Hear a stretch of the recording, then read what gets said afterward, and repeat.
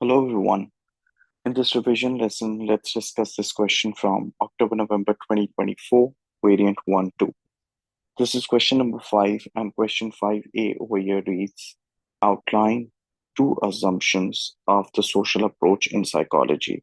Again, like I say, read the question, pick up the keyword from the question the examiner is expecting us to outline. This is a 4-mark question where we expected to give two assumptions, so we're expected to write down 2 marks per assumption.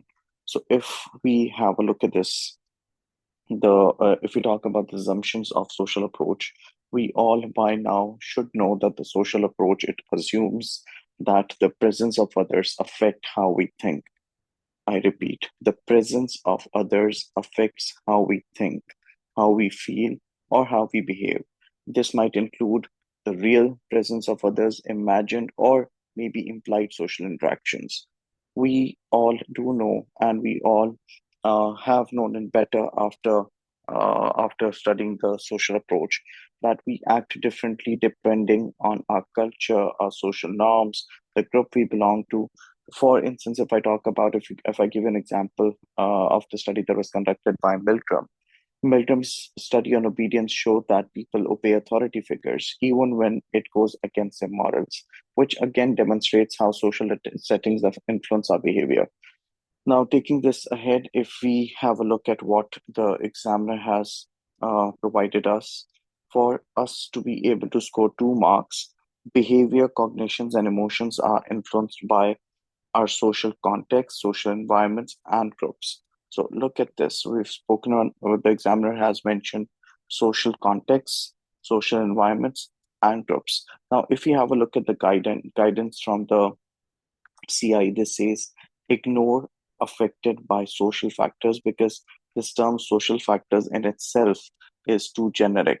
It needs to be a little too specific. See, to accept social demands or any explicitly named social factors. So you cannot just write down social factors that looks very general or very generic here. So for the this could be how we could gain our first 2 marks. For the other 2 marks, behavior, cognitions, and emotions are influenced by the actual, implied, or imagined presence of other. This is the point that I was trying to explain you a couple of minutes before. Now, like I typically say, now that you know how to hit a 2 on 2 per assumption, and when you write down 2 assumptions, you automatically get 4 marks. You should also read what is it that you shouldn't do unnecessarily uh, that would unnecessarily deduct marks for you. Now, taking this ahead, moving on to the B part over here. The B part over here reads, explain how one finding from the study by Perry et al., that is personal space, supports one of the assumptions you outlined in part A.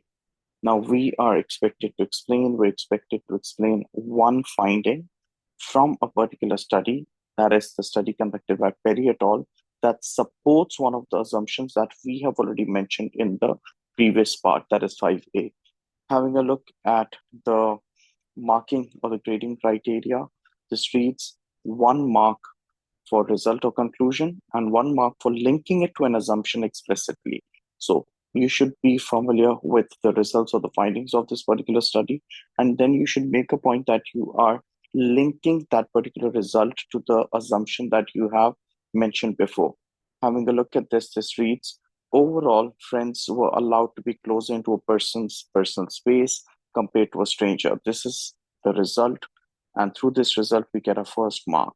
The second one, therefore people were having their personal space size influenced by the imagined presence of different types of people approaching them. Now, if you know the study by Perry et al., you'd understand this. And if I try explaining this to you, if you, like we mentioned earlier, this is one of the key assumptions of the social approach, that an individual's behavior, their cognitions, their emotions are influenced by the social context, the social environments, and the social groups they belong to. Perry et al. Study on personal space supports this assumption by showing that the imagined presence of different individuals influenced how close people allow others into their personal space. Now, when I say this, I if I try explaining this to you even further, Perietol, they found people allowed friends to come closer into the personal space compared to strangers, like we all do. This means that social interactions and familiarity influence how individuals define, not only define, they also regulate their personal space. When a familiar person approaches us, we feel more comfortable. Whereas when we come across a stranger might trigger a strong need for physical distance. And yeah, this I hope helped you understand that you need to one, read the question thoroughly. Number two, understand the requirements of the question. Now, this 5B question, it is a 2 mark question, but then again, we see how the examiner is expecting us to, number one, know a finding from a particular study. Number two, link that finding of a particular study with an assumption of the social approach that we've already outlined. And we're expected to explain all of this. Now, this is how you could ensure that you're hitting a 2 on 2. I hope this helped. Thank you.